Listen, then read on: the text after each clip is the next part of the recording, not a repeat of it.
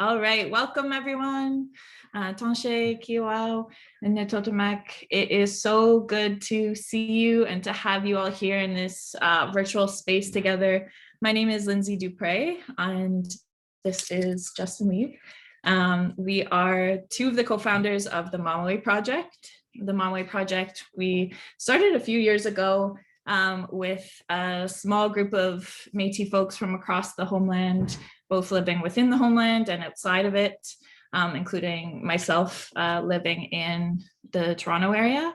And we got together out of a shared interest in convening critical conversations about the present and future of the Métis Nation and our visions as Métis young-ish, we're getting older, youngish people, the work, trying to incorporate the work that we were doing in different systems, different spheres of work into, again, spaces like this where we could think critically about who we are as Métis people and where we're headed. The Mamawi Project has done a range of different initiatives or projects within our collective. We've hosted in-person gatherings pre-COVID. We've done virtual gatherings. We've been hosting this visiting series. And we've also put together some materials such as a zine that was based around visiting, Kyokuin. And then we're currently working on a new zine now that's on the theme of owning ourselves and Métis governance. So we are just a bunch of Métis folks that, again, are passionate about having these conversations, and we're all volunteers. We just kind of get together and do the things that we want to do. And we're so grateful to all of you all for connecting with us and wanting to be a part of these discussions as well. Do you want to tell them a little bit more about this series and about our speaker for tonight? Yeah, sure. Thanks, Linz. Yeah, and just firstly, I think we see our work at the Mamawi Project really as a continuation of the visiting and the organizing that our ancestors have been engaged in and for a long time, and this to be a continuation of that in some form, and also a recognition or a belief that our provincial organizations, our governments, our self-governing organizations are not the sole place for community building, for conversation and dialogue, for decision making. We have a responsibility as Métis people across our homeland to take that up in our own ways as well, and so see the need for a vibrant society, a vibrant nation that goes beyond just our governments. But this series, it came out of one of our virtual gatherings and a desire by folks to have more opportunities to come together, even in a virtual space, but also to recognize the wisdom, knowledge, expertise, experience that many of our people, our citizens bring in, and having a strong desire to share that with each other in conversation and in dialogue. And so I think this is maybe the fourth, maybe, I can't remember, I think the fourth of this series. It's all focused on a range of topics. I know we have a few folks in attendance who have hosted previous ones. Shout out to Sheila. And Sheila's cat making some appearances. Yeah. But we're I love it. We're joined today in particular by with Stephen Mussell, proud Michif guy, a lawyer, a day job, but a hunter, a fisherman. I read in his bio earlier too, he's a golfer, which I didn't know, and I'm also a big golfer, so that's probably something we have to pick up. Golf as resurgence. We should do that as a visiting one. I think lots of people will probably get angry at us for that one, but it might be fun regardless. So Steve's going to spend some time sharing his experience, knowledge from the legal world with all of us. And so Steve's going to lead us here, but if you do have questions, feel free to put them in the chat. We'll track those. We'll also be sure to have some time at the end for a bit of dialogue as well. So if there's nothing else, maybe Stephen, I'll throw it to you to kick us off and start with sharing a little bit more about who you are.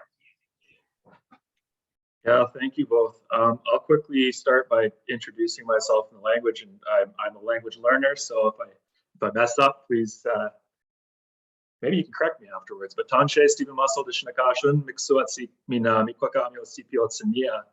My name's Stephen Mussell. My family comes from, well, my mother's family comes from the Eagle Hills here in Saskatchewan, Duck Lake, which is kind of near the Batoche area, and northeastern British Columbia, Pouce Coupe Progress. My dad's family comes from the Red River, Nocum was born in St. Boniface and then ended up moving to British Columbia.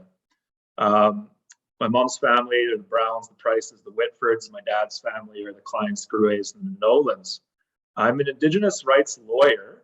I've been practicing for about 6-7 years now. I practiced for 6 years in the Vancouver area at an Aboriginal rights firm called Mandel Pinder.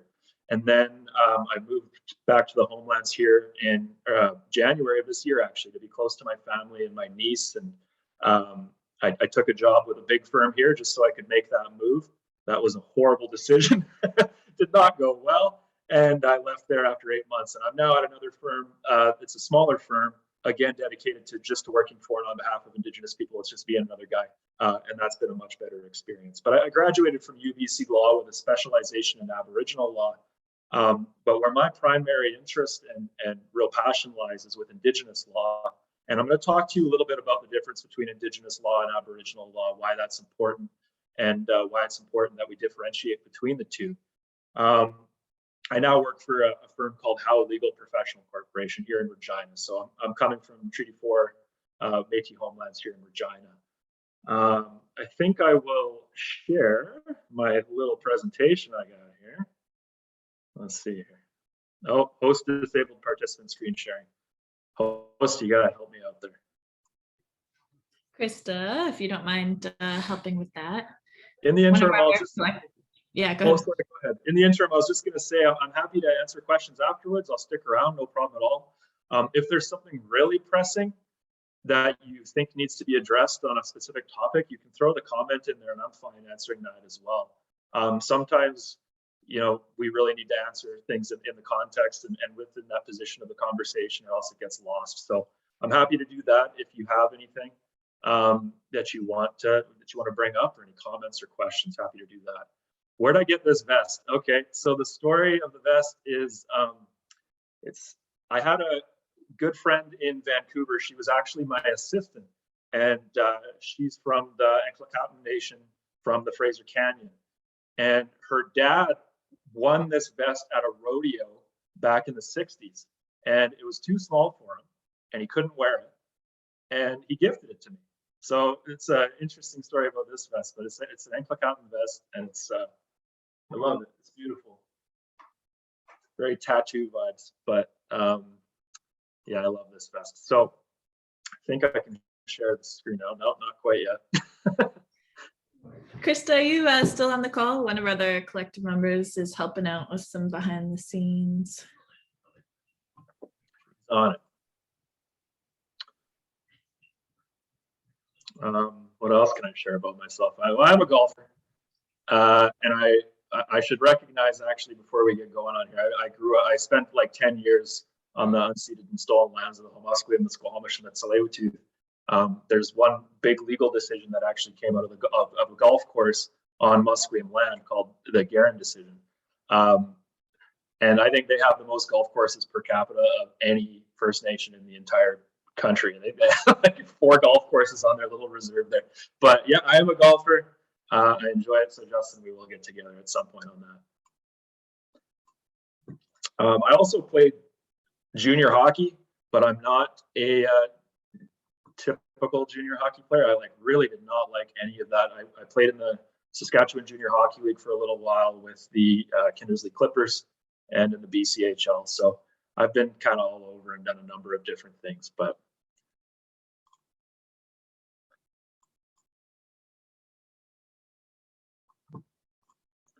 maybe I'll just hop into my first slide. All it is an overview anyway. So what I'm hoping to accomplish through this, I'm just the host now. All right, so now I'm in charge.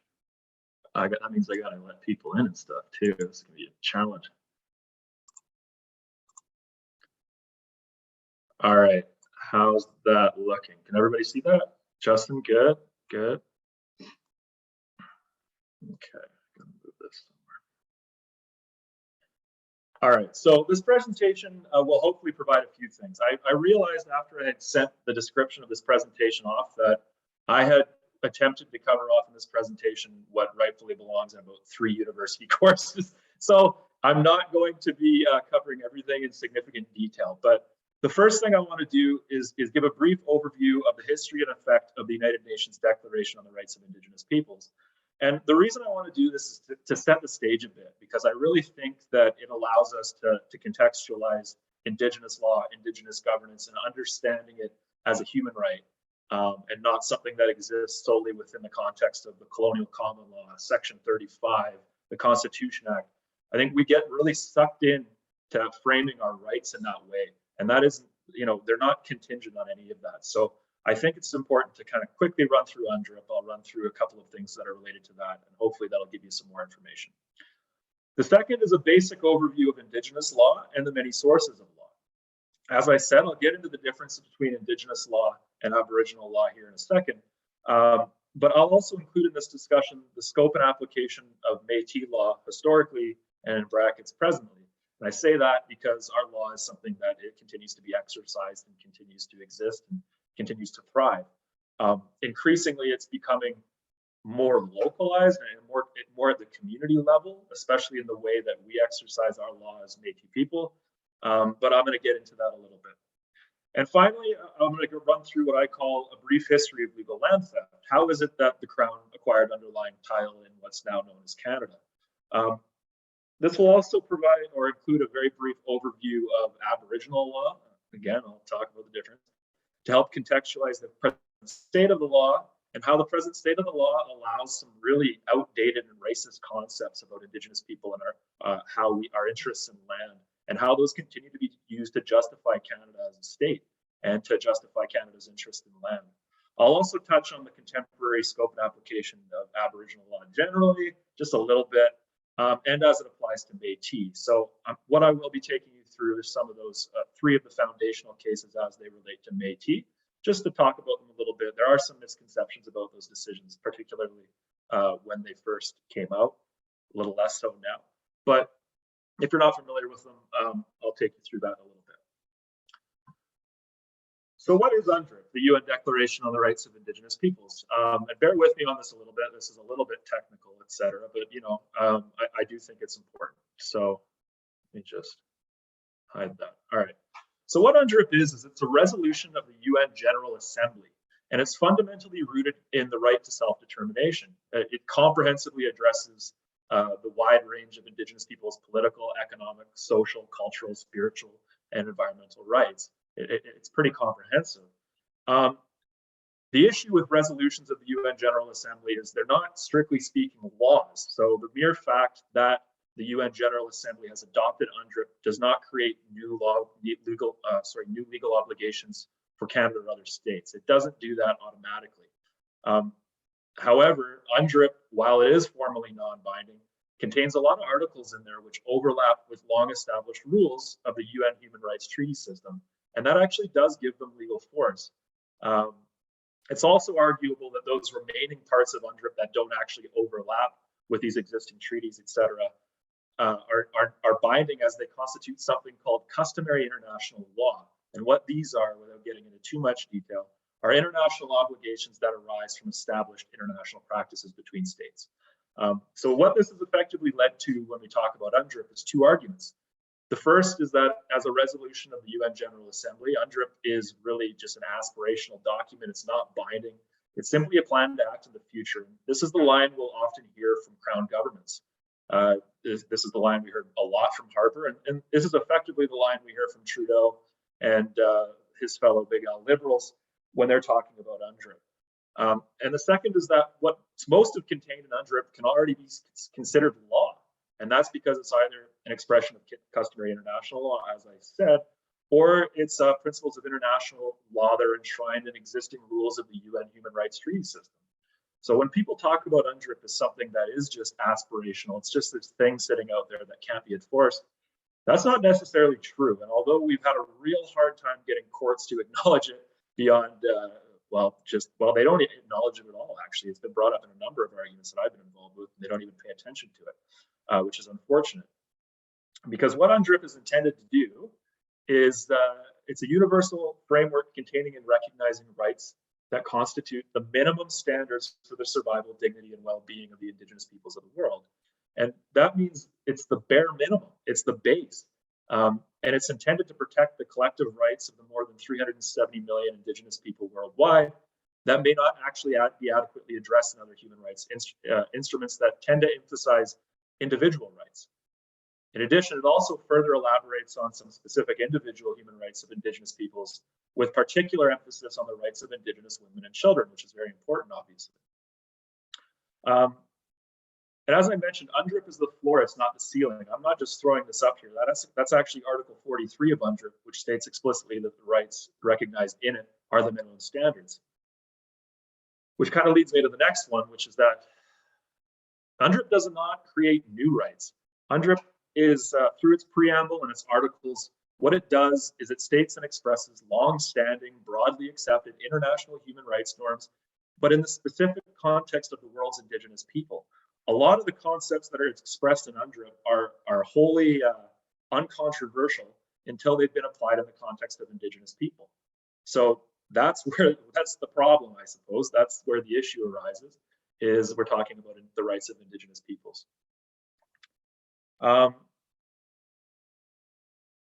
As mentioned, UNDRIP expresses both individual and collective human rights, which brings me to the last bullet, which is that UNDRIP is not Section 35 of the Constitution Act. The Crown really likes to flip between the two of these things, say, oh, we can accomplish everything that we can through Canada's Constitution or Section 35. But the inclusion of individual and collective human rights in UNDRIP is different in kind than what are predominantly collectively held Section 35 rights. And while constitutional and human rights overlap in a lot of important ways, they are also distinct. Human rights in particular are understood to be inalienable, they're understood to be inherent, and they're understood to be those things in the context of human beings, obviously, that exist and are intrinsic to being human and to maintaining our dignity as human beings. That's what's so important about UNDRIP, and that's why it's so important that this is the base level, and that's why it's so important to think about these as human rights that are recognized in many other realms as being perfectly legitimate until they're applied in the context of Indigenous peoples. Section 35 rights, on the other hand, are capable of being infringed, they're contingent, and they're relatively easily infringed, being an attempt to reconcile, or what the courts say, to reconcile inherent and pre-existing Indigenous sovereignty with something that's called assumed Crown sovereignty. And I'll get into that a little bit when we're talking about legal land theft.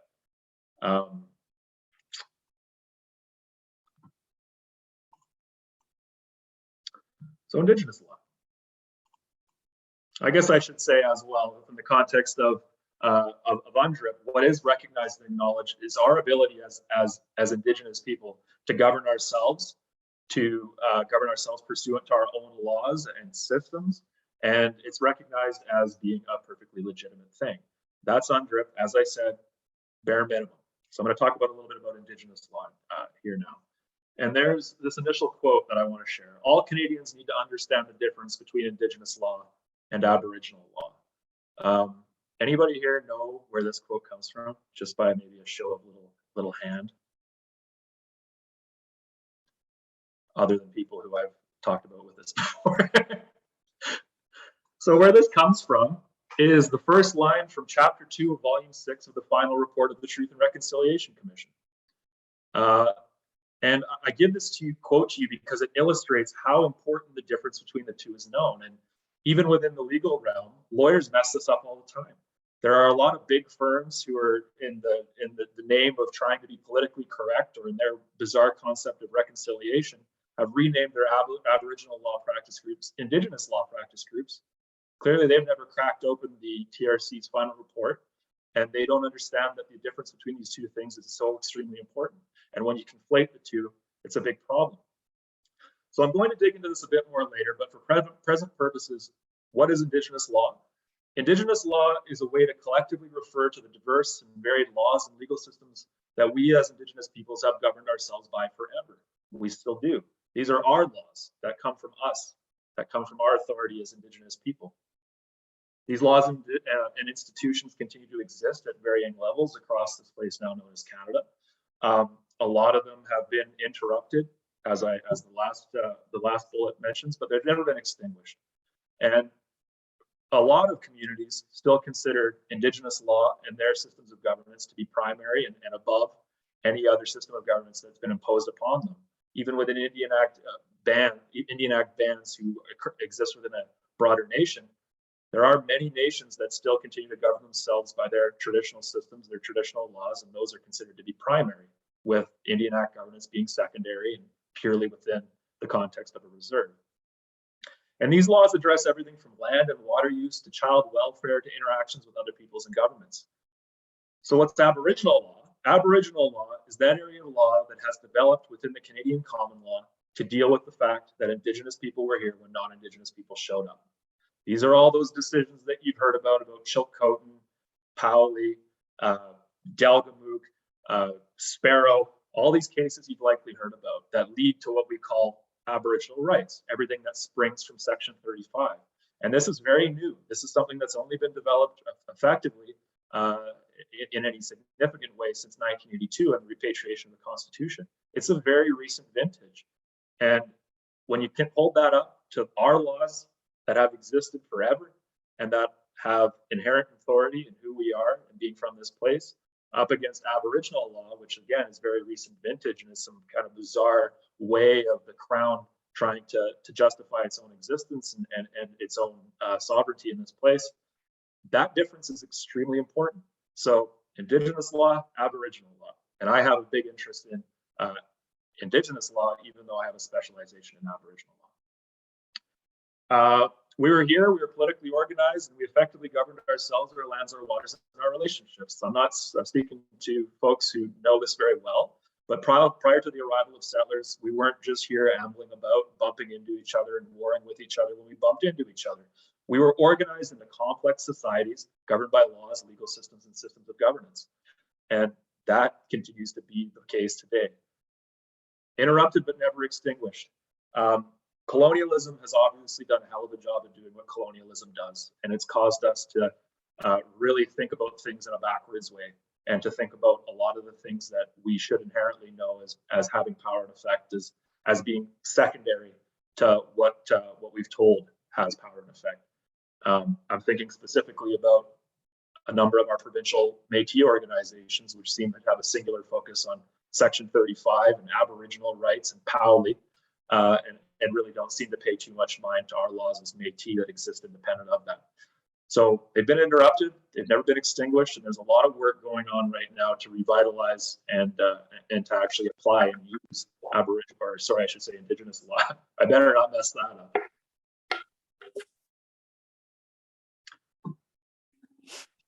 So leading into that, I want to talk about this a little bit because I want to reframe how we think about law.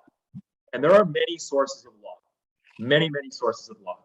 And I'm going to take us through a couple of these and provide examples. And I'm hoping what I can do through this is to help folks realize that a lot of what goes on in your daily lives is law. And it's the way that we govern our societies. And today's society, we have been conditioned to believe really that primarily law looks one way. It's written down, we follow it because we're told to, and largely because of the coercive power of the state. The state has the ability to enforce laws.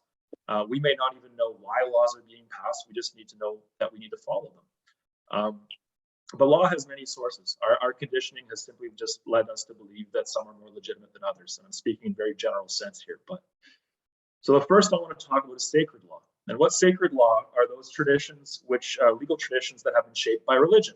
And interestingly, it actually includes Canada. In the preamble of Canada's Constitution, it states something to the effect of that Canada is founded on principles that recognize the supremacy of God. So one example of sacred law in the Canadian context. But in the Indigenous context, creation stories are one example of the importance of sacred law in Indigenous legal traditions. Creation stories can establish rules and norms for how we're supposed to relate to each other, our territories, and all living things, including creation. So one example is the story of the star blanket. And it's not my story. I do come from Cree folks, but it's not my story, so I'm not going to get into it in any detail. But what I will say is that the story of the star blanket for Cree folks helps them to relate to how they're supposed to relate to the bison, the buffalo, and how you're supposed to care for the buffalo and how the buffalo cares for you in return. And that is law. Without that law, Cree folks cease to exist as Cree folks. Bison disappear. Obviously, we're in a position, no fault of their own or no fault of our own, that we got to that point. But for a long time, there was coexistence there and mutual respect. And that's an example of sacred law as a part of their creation. The second is natural law. And natural law is derived from our interactions with and observations of the world around us. It's been said that this form of law is the law that's written on the earth. One example I like to use, because I was raised in BC actually, is diminishing returns of salmon. So something is done to a waterway or a lake or a river, and the next year you see that there are diminishing returns of salmon. That gets incorporated into your law. You know you're not supposed to do that because there's a negative effect. Don't do that or the salmon won't return. That's an example of natural law. And there's many, many, many examples in our stories that relate to natural law. The third is deliberative law.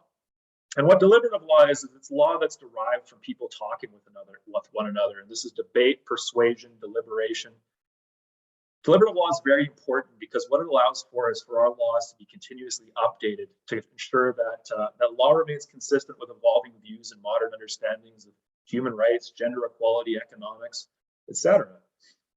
And why this is so important, and I really want to make sure that we have differentiate between what is traditional and what is actually law, is that our law is dynamic. There's nothing specific about Indigenous law that it needs to be frozen in at one point in time. We have laws that were very discriminatory, that were homophobic. Just because we have those doesn't mean they stand, and it's not an excuse for being discriminatory or homophobic. And that's why deliberative law is so important. Our laws evolve, and they can adapt to our changing perspectives and views as a society, and it's important that they do. Fourth is positivistic law, and this is that law I was talking about, I think, that most people think about when they say that's law. These are proclamations, rules, regulations, codes, and these come from a person or a group, perhaps regarded by a sufficient number of people within a community as authoritative. Often, as I said, these are laws that are not followed because why they are binding is necessarily understood by us, but because of our trust in or possibly fear of those who gave the rules. And positivistic law is important. It's important that we draw on that, but it's most effective when it is informed by and tempered by other sources of law. And I'll use the example of deliberative law. If you have positivistic law and that's all you have, you could be in the situation where you're in a dictatorship and folks are saying, you do this, we don't talk about why. If you don't have deliberative law, if you don't have natural law, you're going to be in a position where things are happening and they might have effects that you can have have a negative impact, but you follow it anyway, because we're dealing with positivistic law. And the final one is customary law. And customary law are those practices developed through repetitive patterns of social interaction that are accepted as binding by those who participate in them. This is really about social regulation, I suppose. And they're largely based on unspoken agreements about how rights and regulations are regulated between community members. They're often regulated through things like social pressures, so incentives and disincentives to act or not act in a certain way. As I mentioned, it's a form of social control. But there's a cautionary note here. Oh, Stephen, I was just wondering if I could interject with a question from the chat. Aaron is asking, is colonial law based on positivistic law mainly? Yeah. The colonial, what would we call it? The colonial legal tradition is a long one, and it draws up from many different things. And it goes back a very long way to England a long time ago, from decisions from what they call the Privy Council and stuff like that. But positivistic law is largely the form of law that we see and that we in modern, quote unquote, modern Canadian society see as law. There are elements of all of these pieces of law that find their way into colonial law. But this, as a source, this is predominantly what we view, what most people view right now as law within the Canadian context. And a cautionary note quickly on customary law. I see very often, and I see this with lawyers, I see this with Indigenous folks, I see it all over the place, where customary law is treated as synonymous with Indigenous law. That's not the case. Indigenous law draws on many of these sources of law. So when we talk about our law as customary, it's actually really reductive and it's frankly kind of offensive because it assumes that our laws only emerge from us regulating each other socially, that concept of bumping into each other and just managing ourselves by those interactions, which isn't the case. Our laws, our systems of governance and our systems of laws are much more dynamic and diverse than that. So do we draw on customary law within our Indigenous legal traditions? Absolutely. and speaking broadly again, but it's not the only source of law, and it's important that we make that distinction because it actually forms, it's used as a way within colonial legal circles of cheapening our laws just by treating them as customary. And it's important that we move away from that as people and in these conversations.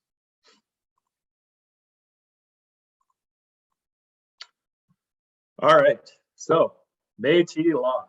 I want to qualify this in a few different ways. First, I'm no expert. I don't think it's possible to say you're an expert in Indigenous law generally, certainly not, but certainly not Métis law either. My early years, my family was one of the early families. My mother's family was one of the early families to British Columbia. We've been there for a very long time, specifically northeastern British Columbia. And then we ended up migrating or settling in the interior. So my earliest years were spent actually growing up on West Bank First Nations reserve land. A good portion of my life has been spent around First Nations, not Métis communities. So what I know and what I'm sharing with you is what I've often learned from the work of others. And I'm going to have at the very end a little bit of a sources page so you can see where I'm drawing a lot of these concepts and ideas from, because it's not all my work at all. And I want to acknowledge that. That being said, I have spent a lot of time reading about, discussing, and thinking about Métis law. And as I said, I don't think it would be possible to be an expert in Métis law. Despite this, there are some general themes and consistencies that do exist, and I'll do my best to present those in a coherent way. And the reason I say historically and today is because Métis law is far from dead or a relic of the past. It's still alive, it's still exercised. I see it all the time. I see it through our art. I see it in our communities. It's something that's dynamic and it's there. So the first comment here is vast, varied, and derived from various sources. There is no one Métis law. So the reason I say you can't be an expert in Métis law is because Métis law is so diverse. The homelands is vast, and Métis communities are varied and diverse. So predictably, our laws, our legal systems, and our systems of governance that develop within these varied and diverse communities are similarly varied and diverse. It's impossible to speak of any one Métis law because of it. And there are times where we would come together as a collective and operate under one law. And we do that sometimes today. But Métis law is derived from various sources. So that's what really creates its diversity. And what I mean by this, I mean it in a few different but related ways. First, Métis law is derived from a number of those sources of laws that I just reviewed on the previous slide. It draws on sacred law, natural law, deliberative law, positivistic law, all those things. And you'll see some of this reflected in the Métis laws of the hunt, which I'll go through, which governed a lot of our buffalo hunts from about the 1840s on. But yeah, it's impossible to speak of any one Métis law because of this. And as we have currently constituted ourselves, I will say that we have become our laws have become increasingly positivistic. And you'll see this at the provincial level, where a lot of the laws that come from our provincial organizations, we don't understand why they're passed. They tend to be passed by a very small group of people. Some of them get passed at AGMs, but they're quite often couched in very legal language what do you call them, resolutions that come in massive amounts that are drafted up quite often by non-Indigenous lawyers. And that is progressively what we're starting to see as law at that level, and it's problematic in my opinion. Second reason that Métis law is so diverse is because it's derived from those various legal traditions that our ancestors were a product of. So much of what Métis law is derived from the Plains, the laws, legal systems, and systems of governance of our Cree, Anishinaabe, Saulteaux, Assiniboine grandmothers. However, Métis law is also derived in large part from the European legal tradition of our grandfathers, actually. So the French, Scottish, Orcadian, and English in particular. So depending on what community we're talking about at any one time, that's why we have such varied laws. It's derived from all of these different sources, and it creates very different legal systems and legal structures within these communities.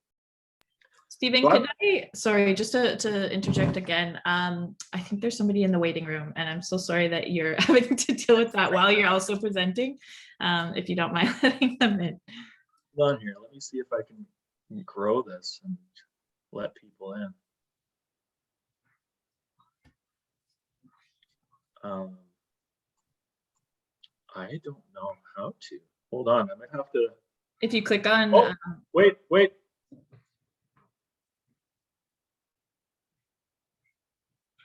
Sorry, totally throwing you off right in like the heart of the good No, stuff no, here. With no. I would love for people to be here for the heart of the good stuff.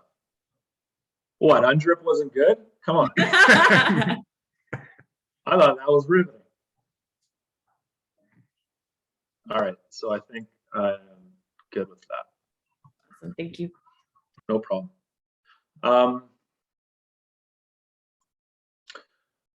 So lawlessness in the Red River Valley. I wanted to bring this up because in my research I found this and I thought it was funny and depressing and very reflective of what we're currently dealing with. So in 1856, Alexander Ross made this comment, and it's kind of halfway through a sentence here, but what he said is, and this little machinery of government had dragged along under what has been very properly called the smoothing system, or rather no system at all.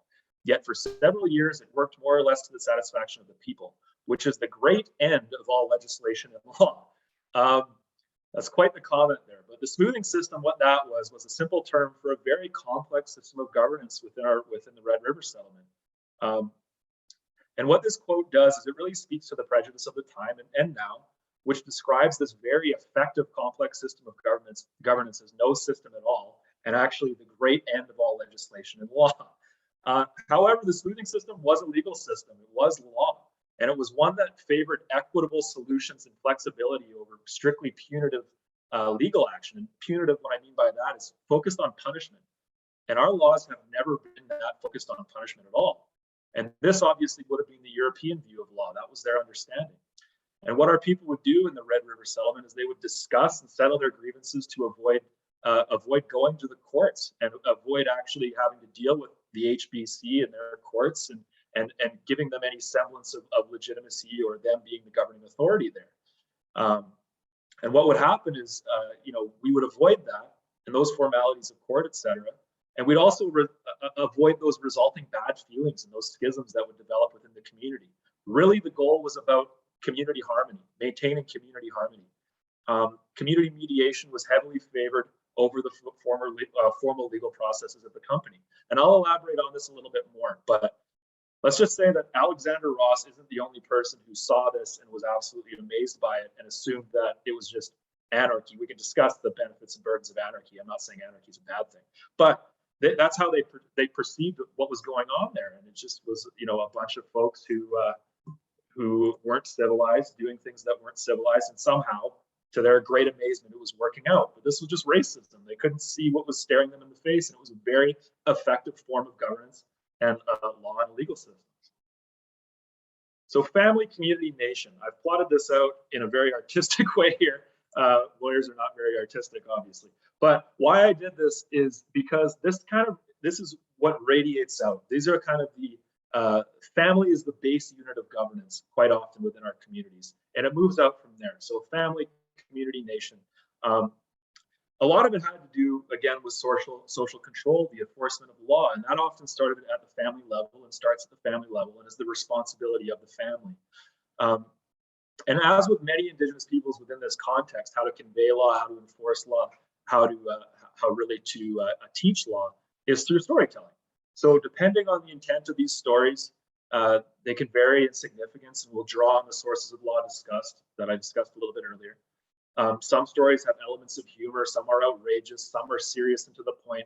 Obviously, some are a lot more important than others, but almost all contain some teaching, some law that gets conveyed and allows us to continue to operate in harmony as a people and with everything around us and to continue with our existence as a people. So some examples of the stories and what they may convey. They may convey accepted community standards such as respect for elders, the importance of not taking from others without permissions, stealing. Those standards that are established by repetitive patterns of social interaction, customary law. They also might contain perhaps the appropriate way to interact with and respect all living things, including those living things relied upon the community for its continued existence, such as the bison. And these are laws derived from our interactions with and observations of the world around us. It's natural law. These aren't just stories. They're so important to our people. And also the last one here is very important to our people at various points in time, being a very pious people, is how to encourage keeping obligations to the Creator. So sacred law. We'll see that a lot reflected in our stories. But mythology also played and plays an important role. And one of the important aspects of mythology are stories of tricksters. And you'll often hear stories about tricksters. And these were meant to convey truths about ourselves as human beings and other things. Who this trickster figure took the form of and changed depending on the cultural context. So again, speaking about what community we're from, where our stories were informed by. In the Cree context, you might hear trickster stories about Wasagachek. Within the Anishinaabe stories, Nanabush. And there's also Tijan or Chizan within French Canadian, was important to French Canadians. So depends on the story. And tales of these tricksters were meant to do a number of things, maybe to break out of stereotypes. You'll quite hear trickster stories about some small creature or some creature you don't expect to be accomplishing something, accomplishing great feats to the benefit of our people. And I see that as very important as far as making sure that everybody within our community knows that they have an important role to play. They could be an important part of our community regardless of who they were, what they were naturally as an individual and as a human being, and that they could accomplish great things. I think that's an extremely important aspect of our law. They might explain the inexplicable. A lot of trickster stories are connected to creation. You'll see this a lot within First Nations communities, obviously, but ours as well. And often to convey dangers associated with things such as gluttony or greed. We see the trickster take really what form it needs to take in order to teach us what it needs to teach us. So these stories are very important. And these stories also relay consequences of failure to adhere to law. And these consequences might be natural. Again, actions have consequences. They might be natural, spiritual, supernatural, cultural. One creature I want to talk about within our mythology, and I assure you that this creature is not mythological. It's very real. I swear to you that I've seen it, and Audie is on the call today, and we've seen it together. And that's the Rougarou. And the Rougarou within our stories is a shapeshifter. It's said to be able to take the form of a human, but also to be able to take the form of a black dog, a black wolf, or importantly for the little story I'm about to relay, a black mare. The story that I'm going to say is I was actually going up, and this is the time when we visited Justin up in northern-ish Saskatchewan. And we were driving along and driving towards what looked like a black horse walking towards us on the side of the street. And we were just driving towards it, not a word said between us. And as we neared closer and closer, it was a black horse. It was a black horse until we got almost alongside it. And it devolved into two young Indigenous women. And when we drove away, Audie looked at me and said, "Was that a black horse?" And I said, "I could have sworn that was a black horse." And the two women kind of just looked at us as we drove by in a very suspicious way. And that was, I'm convinced, the Rougarou. There's no way that turned into what it turned into without it being the Rougarou. But what the Rougarou does is its intent in a lot of our stories is social control. The Rougarou will get you, you will turn into a Rougarou, depending on what you do.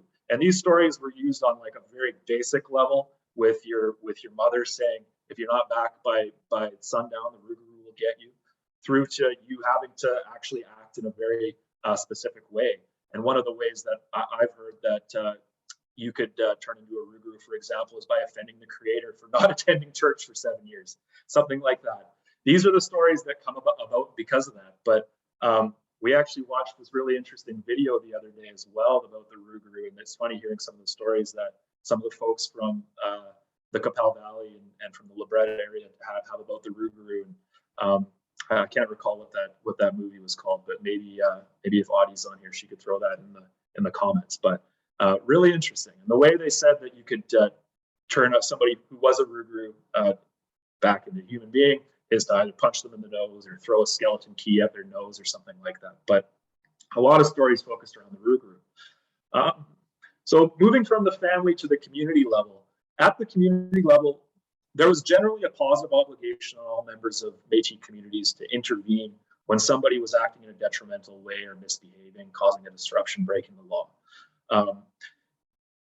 It kind of radiated out from the immediate family. So, for example, godparents. We don't think about godparents in the way I think our people used to think about godparents, but they had significant obligations.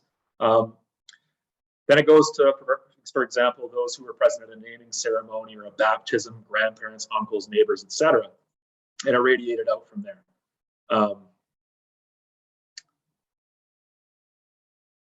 So getting into actions have consequences here a little bit. I'll get into some more of the material consequences again when discussing buffalo hunt governance, but consequences for our people that go to maintaining social order go far beyond jailing people, the material, retributory, actually like taking retribution against somebody. A lot of the most grievous consequences for our people were and continue to be spiritual or supernatural in nature, and that can be a significant enough deterrent. The most obvious being religious. For a very religious person, eternal punishment by having your soul confined to hell is not ideal. That's probably a significant enough deterrent for a lot of folks.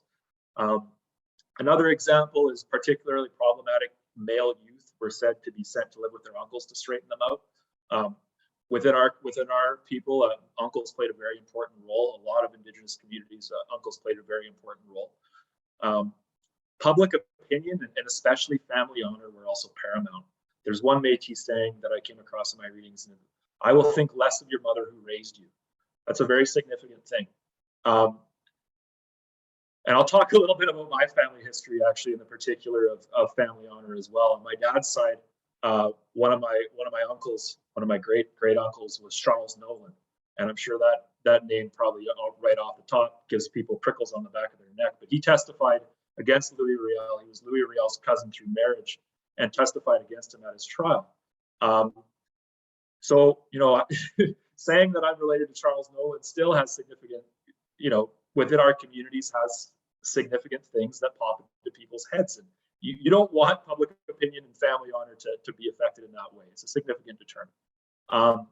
Shaming and humiliation was quite often a big way of expressing a consequence in the context of breaking our laws.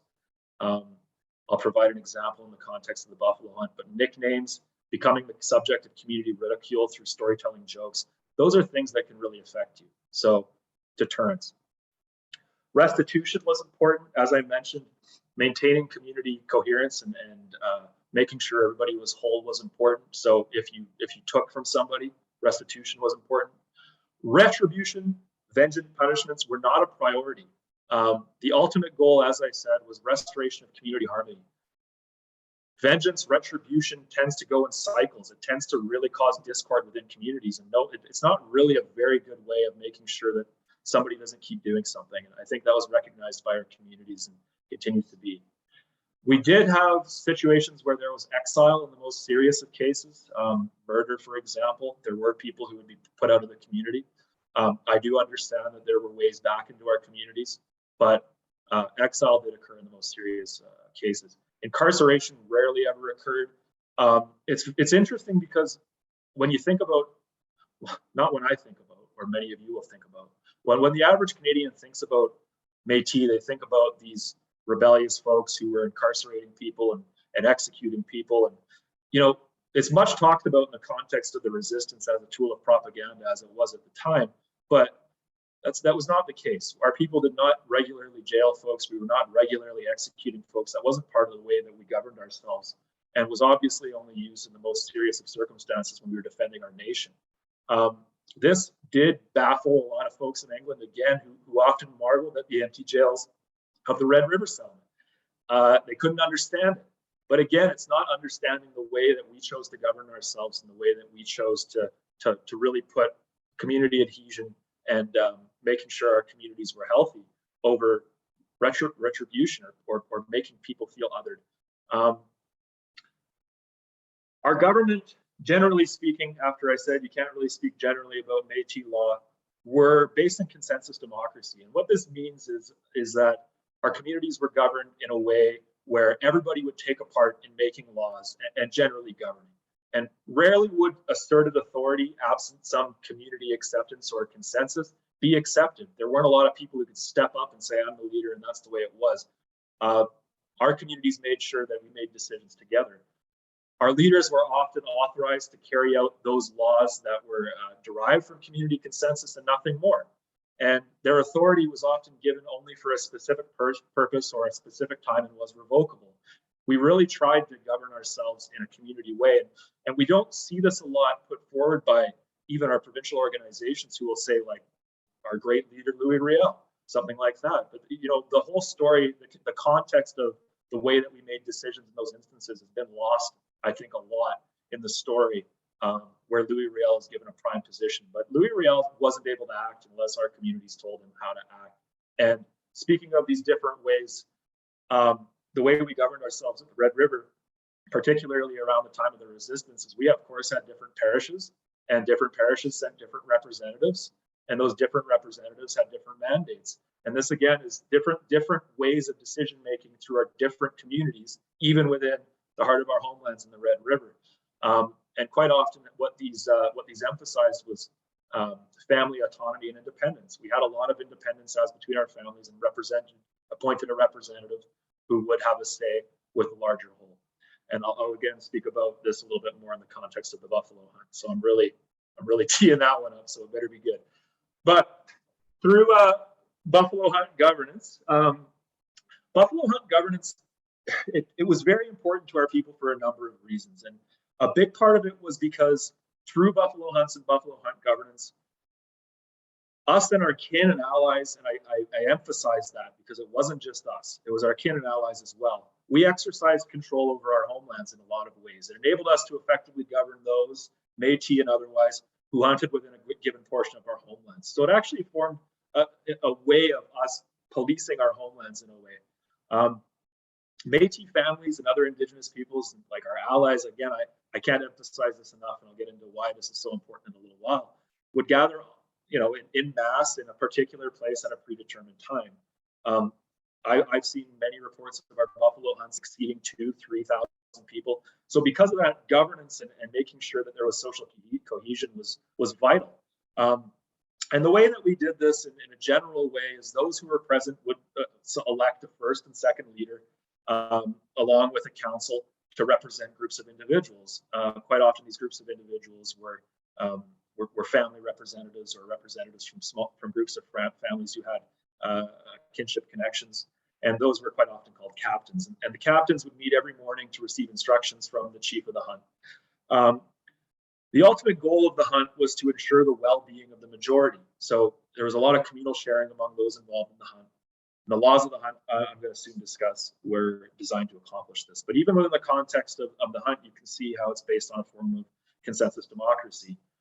Everybody was involved in selecting their representatives. Their representatives were involved in governing and policing the hunt, and that's the way it goes. And I use the term policing very loosely, so please don't get upset with me if I use the term policing. I don't like policing. This next this is a picture, because I was told I don't have enough pictures in my presentation sometimes.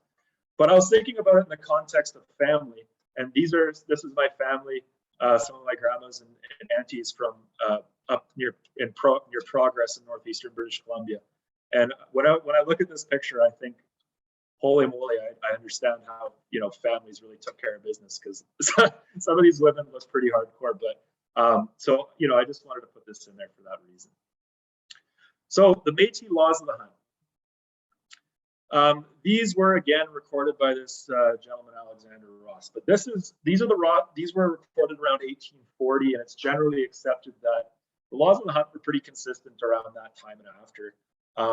And despite that fact, that the laws of the hunt were, generally consistent from hunt to hunt, every buffalo hunt, every hunt we had, the rules would be ratified at the outset, after which the selection of chiefs and captains would occur. And, again, this is another example of consensus democracy, and also a way of reaffirming all involved in what they were committing to adhere to. It was said that this was a pseudo-religious type ceremony, the adoption of the laws of the hunt, the appointment of captains and the chief of the hunt. So, it's extremely important, and we took it very seriously. But there were generally three basic principles of the hunt. First was equity among families and all those involved. The second was familial independence, obviously through the appointment of representatives. And the third was equal interest of all in the success of the hunt.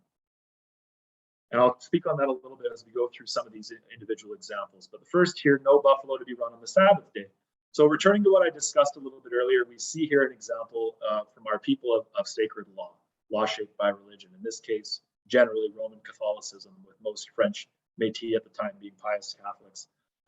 On Sundays, Catholics must attend Mass and refrain from unnecessary and servile work. Pretty straightforward, but no buffalo to be run on the Sabbath day. The second is for no party to fork off, leg behind, or go before without permission.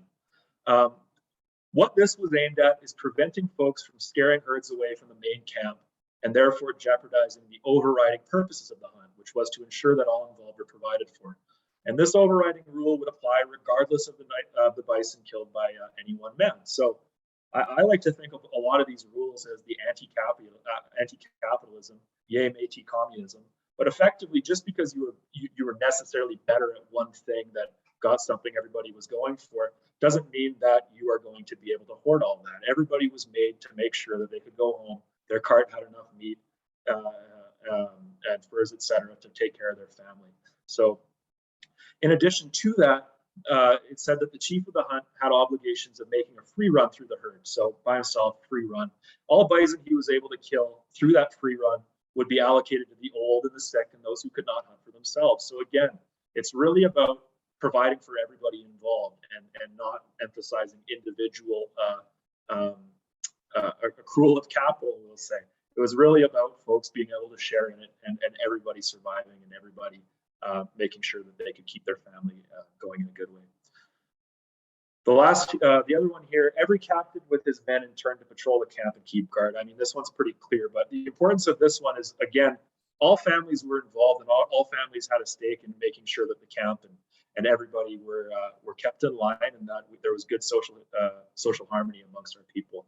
And that's important because we are all invested in it. At that point, you are specifically invested in maintaining control of the camp and also protecting the camp. So important aspect of that consensus democracy I was talking about. Now, there were also a number of repercussions here, and I'll run through them. For the first trespass against these laws, the offender was to have his saddle and bridle cut off. For the second offense, the coat was to be taken off the offender's back and to be cut up. For the third offense, the offender was to be flogged. Any person convicted of theft, even to the value of a sinew, was to be brought to the middle of the camp, and the crier was to call out his or her name 3 times, adding the word thief at each time. So obviously that's that shame element we were talking about. And you might be looking at this and say, hold on a second. I didn't think we were like a retributory people. This seems pretty harsh given the context, especially because we're out in the prairies in the middle of a hunt. And it may seem even cruel. But retribution was never the aim for this. And if appropriate remorse was shown and the perpetrator was truly sorry, the men involved in the party would pool their resources and actually replace the equipment or clothing that was cut up from their own supplies. So again, this is really important. It's not about retribution. It's not about taking away from somebody. It's not about placing somebody in a worse position because they messed up. What it was is about saying that is not okay. And if that person was brought back into the fold in the name of community harmony and cohesion, they would be made whole. So it was never about setting somebody back. And I think that's like a really important thing to think about in the context of our people and our laws. And something that's obviously very different about from the colonial common law. So moving on from that, I want to talk a little bit about Métis interests in land. The first one here says alliances, trade arrangements, treaties, and intermarriage. So our history within our homelands is one of alliances, trade arrangements, treaties, and intermarriage. We didn't just plop onto our homelands and start waving around the Powley decision and saying, we have rights here. That's not how it happened. Over many, many, many years, continuing to this day, the combination of all the legal avenues our ancestors took, our old people took, legitimized and solidified our presence on the prairies and within our homelands. That's what led us to be here, and that's what really gives us our legitimacy with here and allowing us to share this place with our First Nations cousins. Diplomatic relations were such between Métis, Crow, Cree, Saulteaux, the Assiniboine people that it is generally accepted by a lot of what I read that open conflict rarely, if ever, occurred among our peoples. And it actually shows that we often joined together to protect our shared interests against the dreaded Dakota and Blackfoot. But that ranged from simply stealing horses, the Dakota and Blackfoot stealing horses, to actually protecting our interests in our homelands. Conflicts obviously did arise between us and other peoples. That's not to say it was just all sunshine roses and yummy bannock, but what did arise was dealt with diplomatically. And we dealt with it through our complex network of families and relationships that resulted in close alliances. Our people and our First Nations cousins, we regularly live together in multicultural bands or groups or communities. And Métis joined Cree buffalo hunts, Cree joined Métis buffalo hunts, trading parties went back and forth. We always welcomed our kin into our families through marriage and into our political culture as members of our buffalo hunts. And at that time, kinship and relatedness tended to trump any overriding consideration of some type of national belonging. And you can really see this, how this has shifted. Again, the importance and the emphasis was on our kinship and relatedness, not our differences. So it wasn't about the Métis nation, the Cree nation, and creating these really divisive dividing lines. And that's something important to think about. A lot of this really came in with the institution of the Indian Act and the reserve system in the late 1800s. That caused a lot of problems as far as our kinship relatedness is concerned. And these relationships were also motivated by a socioeconomic incentive. That's an important part of our law too. It not only extended family use rights to Métis families, for example, with our Soto relatives for the abundant Soto fisheries in the Interlake region, where my father's family, or sorry, my mother's family originates from, but also brought many Soto families into the Great Bison hunts. So, you know, these were ways of us sharing resources and access to lands. And this is something that I've seen a lot in BC as it related to a lot of the communities down on the coast there and in the lower mainland. And this is something that's pretty consistent across our peoples, but it was a really shrewd political way of gaining access to different lands and to really assert the fact that we had certain interests in certain things and they couldn't be accessed unless we were related or we had some type of other legal relationship. And the second one here is Treaty Métis. So this is another, we don't really think about Métis in the context of treaty too much, but I bring this up because they're examples of when treaty making was going on in the lead up to the passing of the Indian Act, really how close, Disco Dan, I see you have a hand up.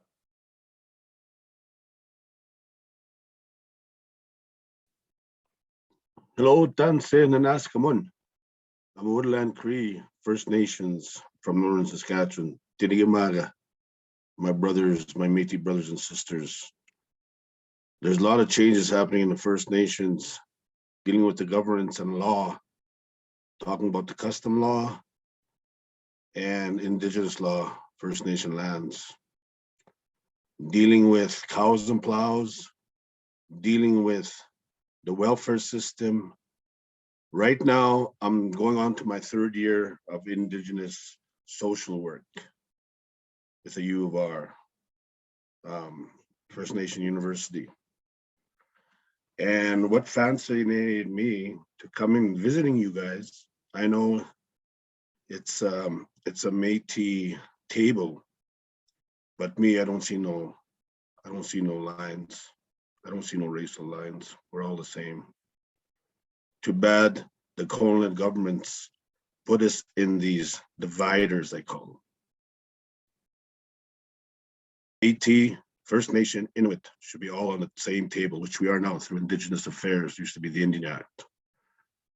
One thing that I'd like to share with you and everyone that's here today, did anybody hear of the Queen's Bargain? It's a piece of legislation, piece of document that was before the Indian Act and before the treaties, called the Queen's Bargain.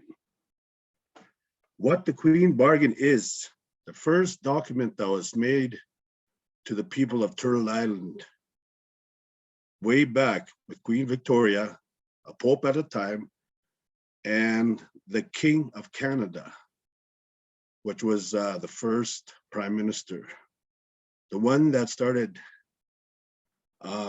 discriminating Indigenous people on Turtle Island. Something that you guys are not probably aware of, but in the archives in Ottawa, many of us First Nation people asked for the Queen's Bargain. The governments through all the centuries and decades still hasn't showed us that the original. There is copies of the Queen's Bargain. And you know where they found it? This elder clan mother of Turtle Island, she found this document and she got a copy. from New York City. A document that was made in the European lands and brought to Turtle Island, called the Queen's Bargain. Before the treaties, before the Indian Act. But this piece of documentation is the ultimate documentation of all races. No matter non-Indigenous, Indigenous, everybody was supposed to follow this documentation. And I get pretty emotional because times are changing now. And we want to be allies with the Métis right across Canada, and we can do it. I come from the Woodland Cree. Our resources are very deep, dealing with gold, uranium, and oil. Lots of our resources are being raped today and still happening today. Now they're coming after the trees.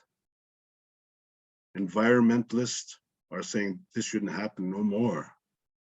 But who's the ruler? The government of Canada. The only way things are going to get accomplished is let's get rid of the Indian Act. If everybody wants us to be rid of some of this red tape and these red books, burn them, start from scratch. It's the only way we're going to work.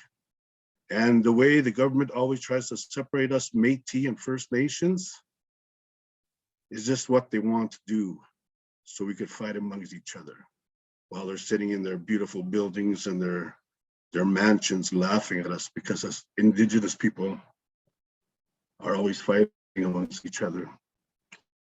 But, you know, I'm getting deep into provincial, federal, Indigenous politics. And my real name is Dame Rasti, and I'm from the Woodland Cree of Northern Saskatchewan. And sorry for cutting off there, Stefan. Keep on doing what you're doing. We need people like you. We do. Everybody that understands the lands, the waterways, everything traditional about our people and our cultures, keep that and save it and always advocate for us. I gotta go right now because I'm having a meeting with my elders tonight. And there's like 80 of them. They're Métis, Dene, Cree, Dakota, Lakota. We're all meeting at the same table because that's how we meet, is at a circle. So we can look at each other. We're all from the same clan. Take care, you guys. Love you guys, what you guys are doing. Keep on going. Merci, Dan. Appreciate it. That's a good interruption. I'll take that any day. But what that actually leads into quite well is this discussion around Treaty Métis. And it's funny how that really leads into this so well.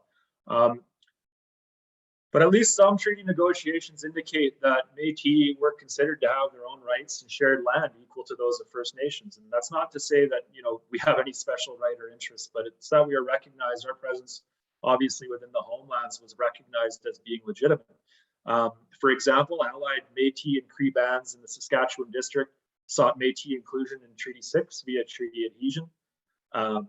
Two Treaty 6 chiefs, Lucky Man and Little Pine, actually refused their own band's annuities and told the Canadian officials that they were to pay every native in this country, pointing to Métis in the vicinity and indicating that the Métis would be taken into the treaty. There was a half-breed adhesion to Treaty 3 at Rainy Lake and Rainy River, obviously. That was not and has not been acknowledged or lived up to by the Crown, but that occurred. In the end, what happened through this whole process of treaty making and was that many Métis took scrip, many Métis adhered to treaty.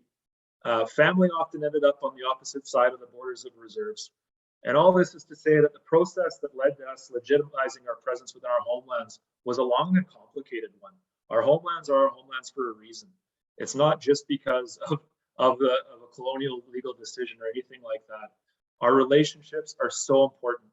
Our legal relationships are so important. Our kinship, our family relationships are so important.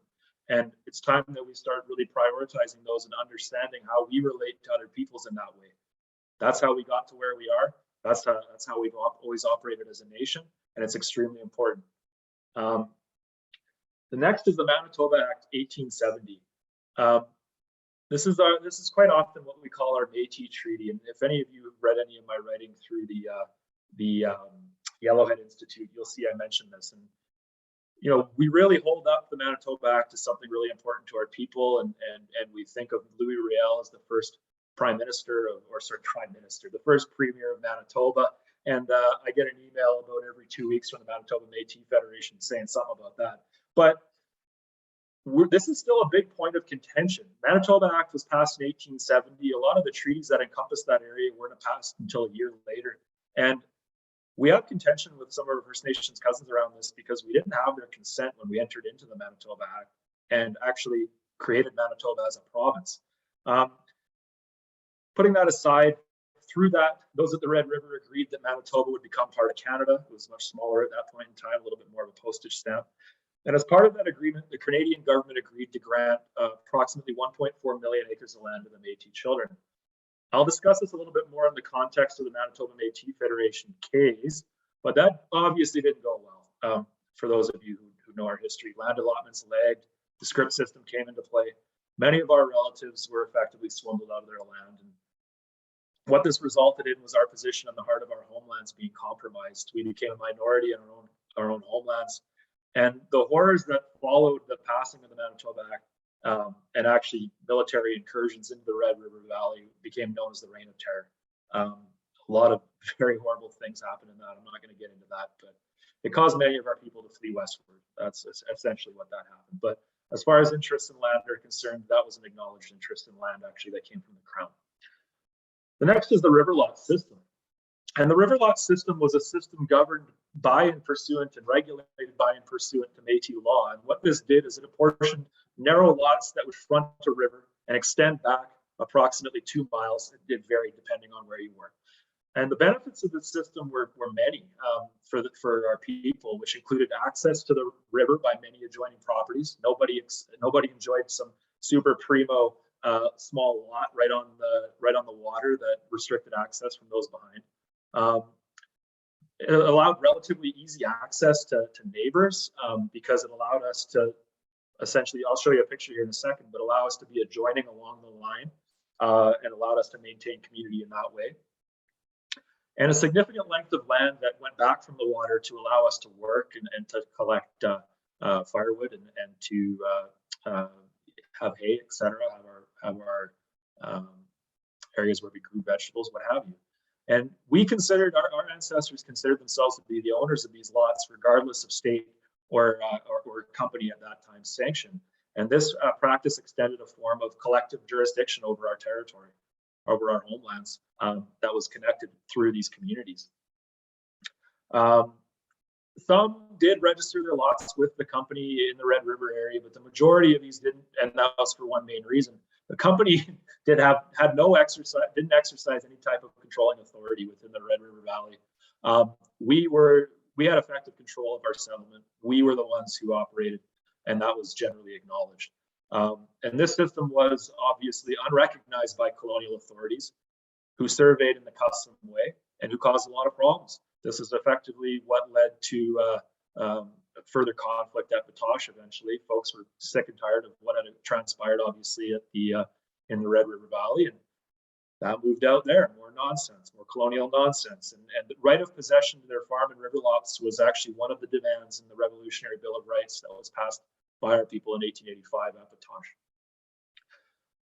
But a reminder of what undergirds all of this, all of these interests in land, everything that allowed us to operate within our homelands as we did and as we continue to do. And that's our alliances, our trade arrangements, our treaties, intermarriage. There's a complex web of relational elements, legal elements, et cetera, that give us our legitimacy within our homelands. So this is a very poorly done little drawing that I'd found. I actually use this one because the Whitfords, the Spences, these are my extended family on my mother's side. But this is a picture of the Victoria settlement around 1862, 1922, which is about 1.5 hours northeast of Edmonton. But you can really see here how our river lot system was a really effective one. All of these dots along here, and you'll notice that they're about the same distance set back from the water and in a string along a single road. Those were all of our were houses, were schoolhouses, were shops, what have you. And this was a really effective way of maintaining a tight-knit community while still allowing people, one, access to the river and having a significant amount of land set back from the river to work. It was a great system. And then a grid system was overlaid, and that really doesn't exist too much anymore. But I just wanted to provide that as a little bit of a visual example. So now I'm going to get into something I call legal theft. And what this is the colonial justification for acquiring Indigenous lands in Canada generally. Obviously, there is treaties, but that was all done within a certain context. And there were two main colonial justifications way back when contact first came around. I'm sure you've heard of a couple of these, or one of them: doctrine of discovery and the doctrine of terra nullius. And what the doctrine of discovery was is that effectively, upon discovery of lands occupied by Indigenous folks and later non-Christians, title to the land vested in the discoverer. This one's a very outwardly racist doctrine and wasn't really relied upon subsequently by courts. The second is the doctrine of terra nullius. And what the doctrine of terra nullius held is that any land which was unoccupied could be acquired as a new territory by a state. As noted, we were obviously here. So what this justification requires is that the original inhabitants, Indigenous peoples, be seen as inferior, to be seen as so low on the scale of social development to effectively render our lands empty. And some of the early decisions on which Aboriginal law is built today explicitly relied on specifically the doctrine of terra nullius. And as can be seen in what I'm about to talk about, the Chilcotin decision and the Silcotin decision, these doctrines have actually proved relatively durable. So I have two quotes here from the Silcotin decision. What the Silcotin decision was it was the first finding of Aboriginal title in Canada's system. It was back in 2014. Big decision. A lot of talk has been given about how it was a brave decision. The Silcotin essentially were able to prove Aboriginal title over a very small percentage, 5% of their asserted territory, and they had a heck of a time doing that. But there's two quotes here. The first: at the time of assertion of European sovereignty, the Crown acquired radical or underlying title to all of the land in the province, talking about British Columbia there. That sounds a lot to me like the doctrine of terra nullius. But right after that, they go on to say, the doctrine of terra nullius, that no one owned the land prior to European assertion of sovereignty, never applied in Canada. That is baffling to me as a lawyer. It's baffling to many legal thinkers, and nobody could really decipher what's going on here. What they essentially did is disavowed the doctrine of terra nullius and replaced it with some other really racist justification, which is that at the time of assertion of European sovereignty, the Crown acquired radical or underlying title to all the land in the province. And what we're left with wanting here is a rational and persuasive justification for why it is that Canada apparently owns all the lands in Canada. It doesn't make a whole lot of sense. Really, what's being said here is either the land was empty, or our laws, everything I've talked about, obviously it's a slightly different context for Métis, us being a product of colonialism effectively. But effectively what this said is that Indigenous laws and systems of governance were so inferior as to be displaced upon a simple assertion by the Crown. And there's more involved to that, but I won't get into it when we talk about the assertion, but that's just boring legal stuff. And legal scholar John Burroughs, Anishinaabe legal scholar John Burroughs, put this a pretty good way. He said, British words uttered half a world away diminished Chilcotin jurisdiction. And it's obvious that that's what happened here. This is the state of the law in Canada right now. This is the justification for the Crown acquiring underlying title. It's inherently racist, and this is why I have a real problem actually working within the colonial law, because this is my understanding.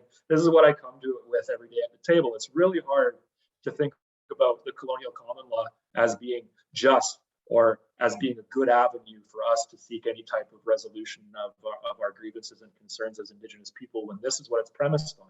It's really demoralizing. But this is the state of the law in Canada right now, and that's why I call it legal theft.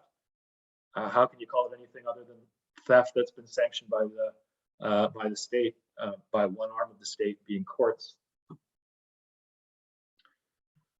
So now I'll talk a little bit about Aboriginal law after I just gave you that great foundation for it. So keep in mind the shaky foundations of Aboriginal law. So along with the patriation of the Constitution Act in 1982 came Section 35. And Section 35 has been a pretty important thing for us as far as protecting our rights is concerned vis-a-vis the Crown. But it confirmed or affirmed that our Aboriginal and treaty rights were recognized and affirmed, as I said. That includes us as Métis people, Indian, Inuit, and Métis people. Prior to this, in 1982, our rights were very vulnerable to extinguishment. All it took was clear and plain intent on the Crown. And thank goodness they didn't know that until after Section 35 already came into play, because that would have been taken advantage of. And we've seen that in Australia in particular. Aboriginal rights obviously could also be surrendered by treaty, a potentially constitutional amendment, but that requires pretty significant actions. If you look at parties like the Jonathan or Maxime Bernier's party, they have this kind of in the back of their mind as far as constitutional amendments are concerned, which is pretty disconcerting. Just in general, in order to prove a non-Métis Aboriginal right, the activity must be a pre-contact practice, custom, or tradition that is integral to the distinctive culture of the Aboriginal group claiming the right. It can also be a modern expression. So just because you used to hunt using bow and arrow, whatever, doesn't mean you can't hunt with a rifle now. The important part about Aboriginal rights within the context of Section 35, though, is that our rights can be infringed, and they can be infringed relatively easily. I won't take you through what that specific test is, but essentially, if there is an infringement and we need to show that infringement, the Crown can justify that infringement, and our rights can be infringed if there's an appropriate justification. I'll go through this a little bit more in the context of the Powley decision, but that's just to say that our rights under Section 35 are still very vulnerable. They're vulnerable to infringement, and the Crown knows this. And unless they're explicitly proven, they're really easy to skirt around. I've seen somebody have a comment about the Wet'suwet'en, and I'll have a comment about that in a little while when we get to the end of this. But effectively, that's where we sit on that. So some non-Métis specific cases that are of some importance was the Delgamuukw decision, the Chilcotin decision. I won't go through these in any detail. I will say that the Delgamuukw decision, which wasn't that long ago, at trial, this related to the Gitxsan actually. Judge Alan McEachern in that trial in the early 90s described the pre-colonization of the life of the Gitxsan as nasty, brutish, and short because they had no written language, no horses or wheeled vehicles. This is in the early 90s. The decision was widely criticized by First Nation leaders, obviously, as being culturally biased, and a UN report actually condemned McEachern's ruling as ethnocentric. So, Sunny Ways Canada, of course.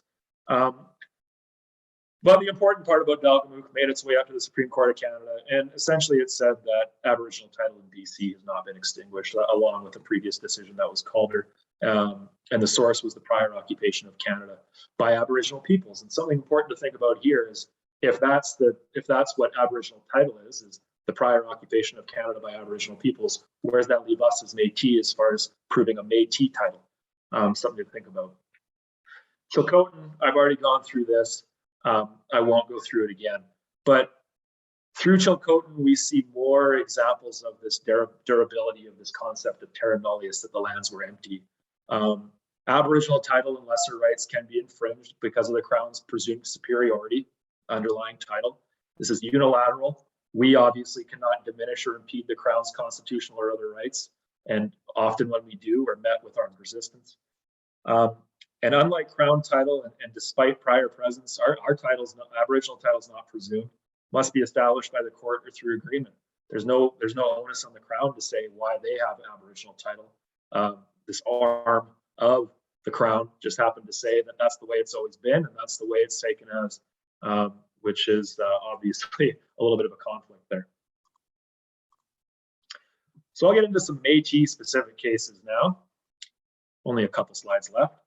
So Métis Aboriginal title, I alluded to this a little bit earlier, but there has been no finding of Métis Aboriginal title to date. Many commentators have discussed whether such a thing could even exist. Again, because the concept of title is the prior occupation of the lands by Aboriginal people. And a lot of what these discussions about whether Métis title could exist is usually based on tropes and inaccurate assumptions about our people, usually tinged with racism. There's a few commenters out there who are pretty consistent on this. And in my opinion, I think that probably Aboriginal title or Métis title, Métis Aboriginal title is possible. But I think that in order to do that, the argument has to be around the fact that our title is shared. And again, I think this comes to the really important aspect of our alliance and trade arrangements, treaties, and intermarriage. I don't see a reason why we wouldn't be able to establish it, but a unilateral assertion probably wouldn't stand. And frankly, that's inconsistent with our laws. So I wouldn't want that to happen. And what happens when we get into that kind of realm will be explained a little bit with the next decision, R.V. Powley. So R.V. Powley comes from Sault Ste. Marie. Steve Powley, his son Roddy, set out hunting near the residence and they killed a bull moose. Neither of them had a valid license or documentation. And 1 week later they were charged with unlawfully hunting a moose. And the Powleys argued at that time that as Métis, they had an Aboriginal right to hunt for food in the Sault Ste. Marie area, and that the Ontario government couldn't infringe this. At the time, the Ontario government had the position that there were no Métis rights. So there was some discussion around what the term Métis means, and this is something that I think we don't want in the courts at all. But what they did find at that point in time is that the term Métis as used in the Constitution Act does not encompass all individuals with mixed Indian and European heritage, go figure. Rather, it refers to distinctive peoples who, in addition to their mixed history, develop their own customs, way of life, and recognizable group identities separate from their Indian or Inuit and European forebears. The interesting part about this is it opens up the possibility for Inuit Métis within Canada's constitutional understanding of Métis. It also completely avoids any discussion around Métis nationhood, but that's another thing as far as us being able to determine our own membership.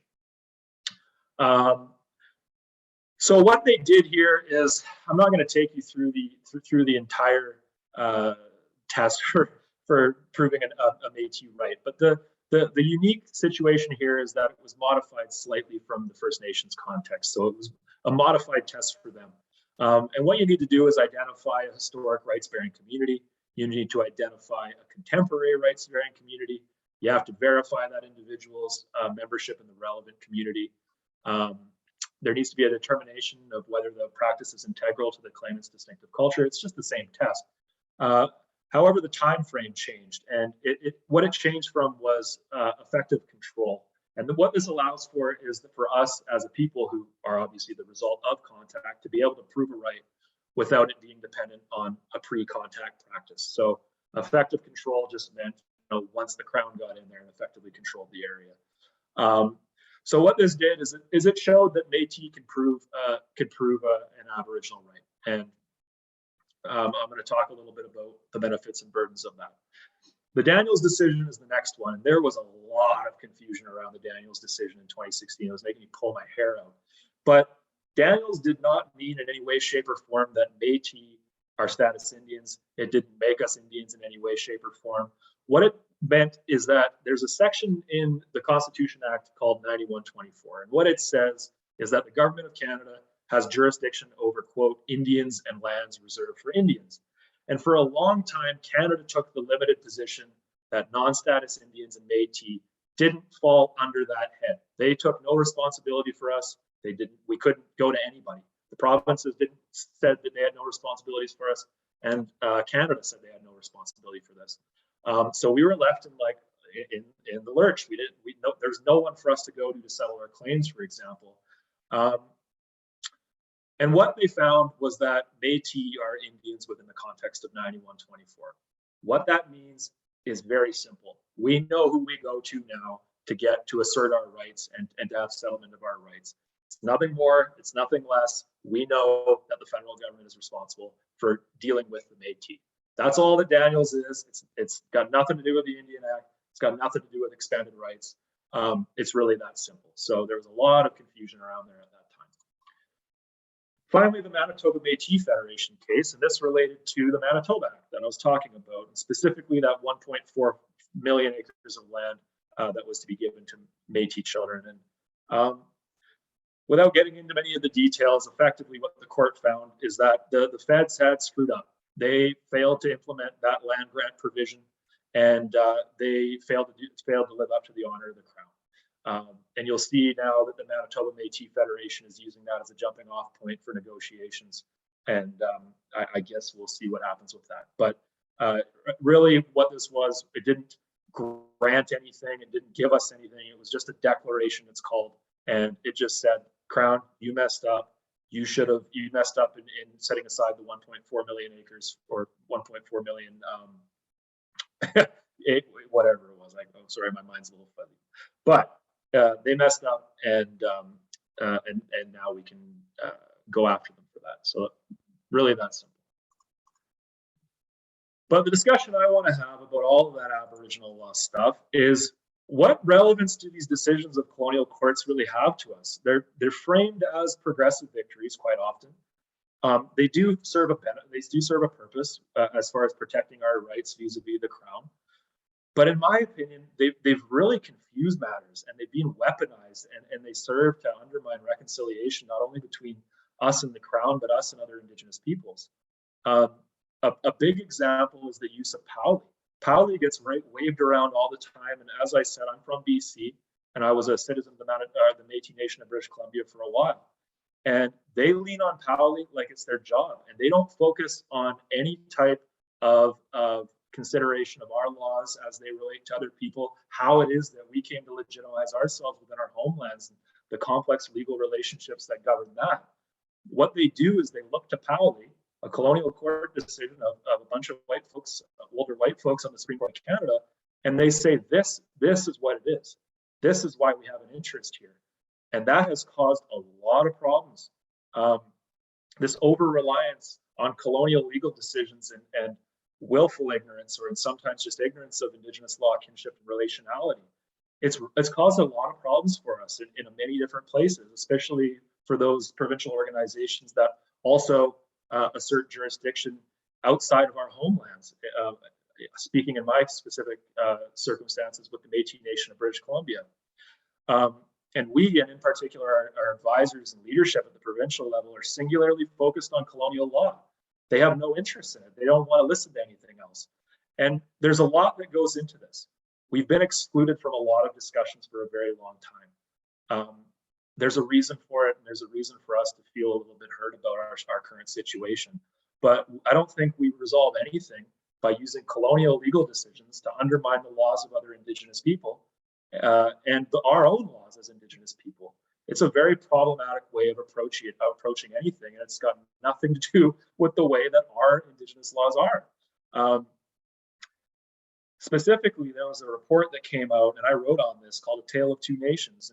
And what it really did is it just asserted MNBC's rights throughout BC, Section 35 rights, and Pauli, and this and that and the other thing.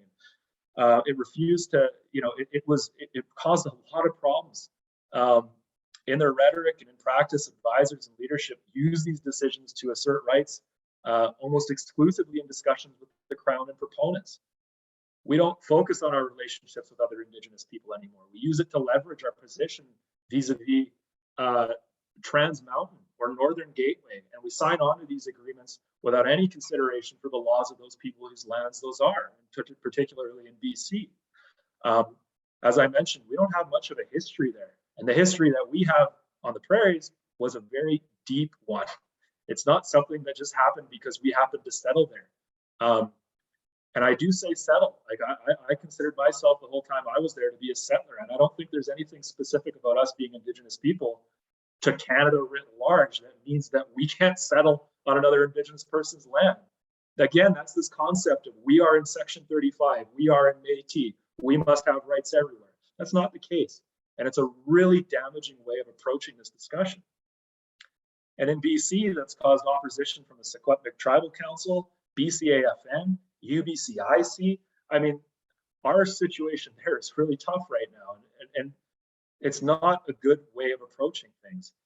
And To that end, I bring up this decision, R.V. Willison, and interestingly, this was a fellow who I'm distantly related to through my client ancestors in that area that we've settled. But this was near Falkland in British Columbia, and Gregory Willison, his name was found by a conservation officer in possession of a deer carcass.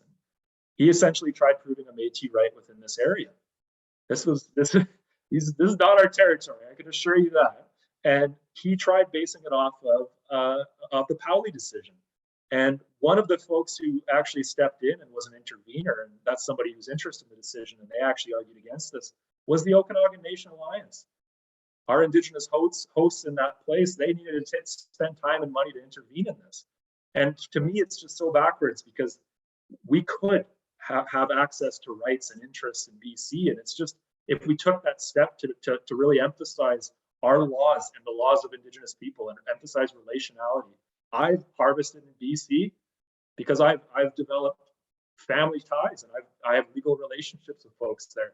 I've represented some Métis folks who, one Métis gentleman I represented was so beloved by his First Nations community that he wasn't related to other than through marriage, that they were willing to finance his defense for getting busted in their territory hunting. That's the way we got to approach these things. So it's really unfortunate that we've kind of got to where we are here, and that our laws have taken such a back seat, and what used to be like our primary concern has taken a back seat, in my opinion, largely out of self-interest, and it's to the detriment of our relationships with other Indigenous people in BC in particular. Indigenous law, our Métis law, continues to exist, and it continues to be applied largely at the community level. Again, I don't want to talk like we're completely going sideways here. It's really at the top levels, in my opinion, that we're losing sight of what's important, and we're really starting to play into the colonial game of trying to get money out of things that we shouldn't be getting money out of. And in my opinion, the result is a Métis form of colonialism, especially west of the Rocky Mountains. And this is something I'm particularly passionate about, because I am a Métis man whose family is married into First Nations communities in BC, and I see the harm that this has caused. I've spent a lot of time in these communities as a lawyer, and I have to spend a lot of time explaining myself and explaining our people. And it's my hope that we stop focusing on this colonial law, which, as I've hopefully conveyed, is really toxic, and it's really based on some horrible ideas about Indigenous people. And we start focusing on our own laws and our own relationships, and really starting to access our lands and resources, and doing these things in ways that our ancestors did. We really need to take cues from them. And I think that there's a good way forward. There's a good path forward if we do that. But if we don't, we're in trouble. So just wanted to finish with a little bit about that. And this picture is of the Skeena River. And I wanted to provide this picture because this is, I call them my family, my Giksan family. My little nephew, I call him my nephew, and older sister. And this is where their fishing camp is. And I've gone there a number of times, and I'm allowed to harvest there because of the relationships I've built up. Obviously, I need to be there with them, and there's restrictions, but I share in that.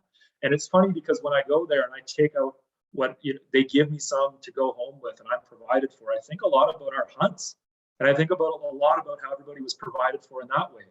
And it wasn't because of Powley, or it wasn't because of anything that was extrinsic to us as people, but it was because of our laws and relationships. And that allowed us to provide for each other, and it allowed us to make sure everybody was provided for. And I think about in the context of me harvesting on these territories. And I just wanted to provide that picture because I think it's beautiful. But here are some sources and further reading. I'll leave this up for a second if anybody wants to take a picture. There's some good stuff in here. That top one is really interesting to see a lot of what I've talked about today reflected in that. But I'll just leave that up for a second. But effectively, that's all I wanted to talk about today. So thank you a lot for listening to me. And I hope it wasn't too dry or too boring, or I went too quick or used too many big words. If there's anything that you want some clarification on, let me know. Happy to have a discussion. And Merci, thank you so much. Awesome. Thanks so much, Stephen. Really, really appreciate that. And yeah, I think the law can sometimes feel so disconnected and so sort of like foreign. And I mean, in many ways it is, but I really appreciate how you walked us through it in a way that, at least for me, felt approachable and accessible to understand a bit of how we got to here. There's a couple of questions. One, I think you saw. So earlier, Larry asked a bit about in relation to the what's happening in Wet'suwet'en and legal action against the RCMP in BC. And so you talked a lot, Stephen, about how we've used the courts to sort of seek affirmation or recognition of our rights. And this is a different example how we can maybe hold, using those court systems, hold Canada, the government, BC, the RCMP accountable. So that's one question. The other one was looking internationally, and are there pathways to utilize international courts to affirm our rights and sort of challenge some of the underlying assumptions that allows Canada to exist? Yeah, so I mean, the first question, it's the situation with the Wet'suwet'en and the Gitxsan right now is a very difficult one, and the reason it is because they already went through the Delgamuukw decision, and for all intents and purposes, their interests were recognized through that. There wasn't a final actual finding of Aboriginal title in that case, but you know, they ended up turning it over on a bit of a technicality and had to go back to trial. And at that point, millions had been spent. And the big issue there is there's really nobody else in BC who has a better claim other than maybe the Haida to Aboriginal title. And despite that, you still have this massive militarized presence, and the law continues to be weaponized against those folks through something that's really problematic. And folks have been writing on this, but it's injunctions. Injunctions are such a scary weapon for the Crown to use, and rarely does that fall on the side of Indigenous people. Economic interests are always taken prime over our interests as Indigenous people. So the colonial common law in that realm is being weaponized against us right now. People are being arrested for not adhering to injunctions. People are being arrested for trespass. As I said, I've got family and friends who are Gitxsan. I'm being sent images and videos of my little nephew and elders I really love from that area who are just sitting there in a group of 20, and they have a group of cops come in with full-on semi-automatic rifles, and it makes me absolutely furious. And I wish I could be there so bad right now. And this is all to say that for those folks right now, the colonial common law has done nothing for them. I know that there was, and I think you'll remember this a little while ago, the Wet'suwet'en had entered into an MOU with Canada and BC, and there was a lot of really nice things said there.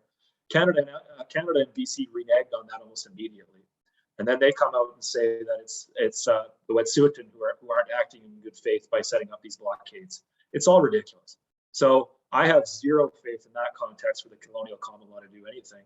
And one thing that I think is really important is that a lot of the gains we make as Indigenous people, and this is just a fact, is because of direct action. Every time that we engage in direct action and cause some trouble, the Crown is finally forced to do something, and that almost never occurs as a result of, you know, any lawyer, any Indigenous lawyer who likes to frame himself as a warrior or herself as a warrior going into court and doing something. It's, you know, we're not the ones who are doing anything of substance, in my opinion, in that regard. It's an important thing that folks are taking direct action and acting in solidarity and really showing the Crown that they can't do these things, because they will. The law is on their side when it comes to the colonial common law. They know how to use it. They know how to frame it. They know how to utilize propaganda, and they know how to utilize the militarized state to suppress us. So I don't have a whole lot of faith in Aboriginal law or any type of colonial law intervening there and having any type of satisfactory conclusion. And the second question was? The second question was looking internationally to international courts to sort of challenge some of the underlying assumptions of yeah, Canada. We've done that. I mean, ultimately, I guess it's tough because internationally, no one's going to force us to do anything, right? Like, we can effectively, what has to happen is domestic. And a lot of these things like UNDRIP need to be domesticated. And this is something else I wanted to talk about too. Legislation like the Declaration on the Rights of Indigenous Peoples Act out of BC, legislation like that piece of legislation, Bill C-15, that was just passed at the federal level, a lot of smoke and mirrors. Don't be drawn in by that and think that that means anything more than what's written on that page, because it doesn't. It's very much in line with what the Crown has always said. UNDRIP is aspirational. We'll think about it. We'll do something in the future. It's really set up in a way that they can skirt around it. And as we can see, unfortunately, with the Wet'suwet'en situation, we have DRIPA there that ostensibly gives some type of power to UNDRIP in the context of, and international law in the context of BC, and they're not, it's changed nothing, absolutely nothing. And in fact, immediately after they passed DRIPA, they passed some legislation that was very important to Indigenous people there. I think it had to do with fisheries management, or not fisheries management, but fishery habitat, I think. And there was no consultation at all with Indigenous peoples when, part of that was making sure that all laws are consistent with UNDRIP.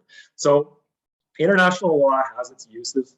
Getting some declarations internationally have their uses, but ultimately, no one's going to force a state to do anything unless they are a state with that power, like the United States likes to do. So that's, it's there are avenues there. Folks are exploring those, but I'm gonna be honest, like I don't know. That's all you need to remember. Like the United Nations as well is necessarily a product of colonialism and of colonial states, and we had a really hard time passing UNDRIP. That took a lot of work, and there was that UNDRIP itself is a compromise. So, thanks, Stephen. Conscious of time, so we'll probably, if there are a few more questions, happy to take them, but maybe aim to wrap up here soon. If folks do have a question, feel free to unmute and ask directly, or add it in the chat. Sheila asked a question, I guess, about your thoughts on the future of Métis law, where you see Métis law going. Yeah. I hope it goes in the direction that I'm talking, and that's like, I hope that we can, and I see this actually a lot, and I have a lot of faith in this because I'm one of those young-ish folks, but the folks who are 10 years behind me, I'm 32, but the people in their early 20s and their teens, holy moly, are they like miles ahead of where I was at that age.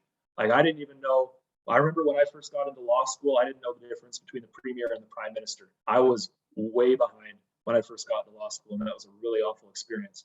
But the young folks that I see are just like so knowledgeable about our law, and they have ideas about Indigenous law and Aboriginal law that go way beyond where I was even 5-6 years ago.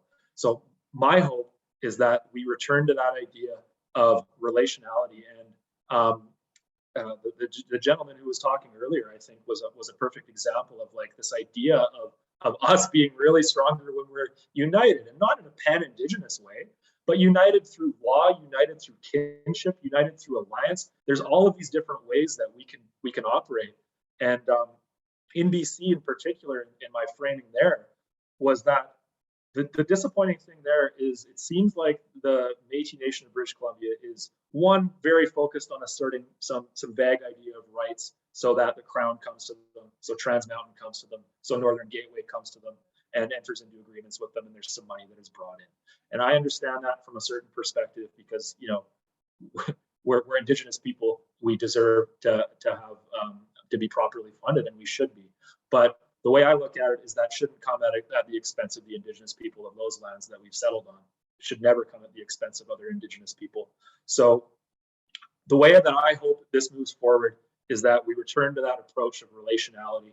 We see that our laws have always been rooted in our relationality and our relationships, legal and familial, with First Nations, and that we start operating on that basis. And I think that when we, through our own laws, recognize that other Indigenous people's laws have power, we strengthen those, and we strengthen those through mutual recognition. And we only serve to weaken our own laws and those laws of those First Nations whose territories we settled on in BC, for example, when we undermine their laws using colonial law.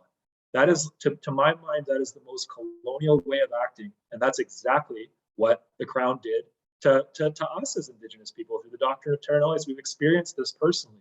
So the fact that we're perpetrating it on other Indigenous peoples, to my mind, is just so backwards and so negative.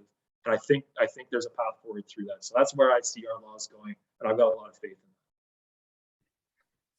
in that. Tapwe, thanks. Thanks, Stephen. So that super resonates for me too. And I'll just like link it back to, I think, some of the work that many folks are doing, and the Mamawi project is in a very, very, very small way, hoping also to contribute to that. The ways in which we live out these laws, and you referenced this even earlier in the presentation, that this is largely still happening at the community level. And I think that's, for us, I think sometimes it can feel disconnected, and maybe we're waiting for our self-governing organizations, our provincial organizations, our nations to fully live out our laws in the ways that we hope they do. And I think, we need to hope that, we need to put pressure on them. But I think there's ways for us to model it in at the community level, in practice, in our relationship with each other, our family, our, First Nations relatives and kin and community members, to look to model those things. So any sort of reflections on that, and then maybe we wrap there. How can we start to live it out in practice as people who are individuals but are part of communities, and how do we live it? Well, I think we begin to live it by, one, starting to realize that everything that we've been told about law doesn't really make a whole lot of sense and is a lie. And when we start treating our laws as law, and when we start treating other Indigenous people's law as law, that is strengthening. I think that there's good reason for us to do that at the community level. And I think when we start looking at that as a way of governing ourselves and our relationships, we can only go in good directions with that. And I should say, when we also bring these ideas just like from community levels, I think about this in the way that in ways where communities and where families used to be really the core, right? And when we as families and communities get together and convey that that's our position, I think that still holds a lot of sway, even at the provincial level. And I think that I should have this on too, when talking about Métis law. I didn't think about it from the perspective of governance, but when I see where Métis governance is going, I see a lot of discussions around moving away from the way we've constituted ourselves as these provincial organizations that are structured on colonial legal structures, and we've really just mimicked the crown. That's all we've done. And not only have we mimicked the crown, but we've actually, in a lot of cases, incorporated our organizations, and they're structured in that way. And that's just never been the way that we ever governed ourselves. And it's just a bizarre, backwards way. So my hope is that we start really emphasizing more of a community-centered approach to governance, where we do have more of this direct democracy, and where we do have more of this joining together as communities and families and conveying these things. And like I said, I think that holds a lot of strength. So I hope that what I was able to convey today kind of puts people's minds thinking about it in a different way, and gets people thinking about our laws in a different way, and the laws of other Indigenous peoples in a different way. And we can start moving away from these ideas that POWLI is the be-all, end-all, because it isn't. And it's in my opinion, it's very dangerous, and it's opened us up to a lot of different vulnerabilities, both internally and externally. So yeah. Awesome. Thanks so much, Stephen. Really, really appreciate it. I feel like this is the perfect time to wrap. So big thank you. Really appreciate the time. Super positive response in the chat as well. And so I don't think we have a next date set yet for our next one of these, but follow our social media, and we'll be posting about that soon. If you need anything, we'll be sending out the recording to those who requested it. If you haven't requested and want a recording, feel free to just email us at themamawiproject@gmail.com. Otherwise, stay safe, everyone. Stay well, and we'll visit again soon. And feel free to reach out to me at any time. I'm easy to find. Send me an email if you want to chat about this stuff, or you can, whatever you'd like to do.